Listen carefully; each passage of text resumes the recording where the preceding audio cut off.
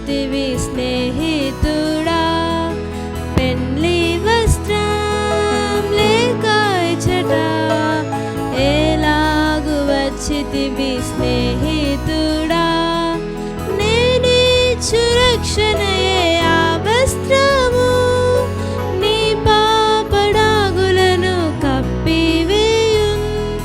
నేనిచ్చు రక్షణయే ఆ వస్త్రము, నీ పాపడాగులను కప్పివేయున్.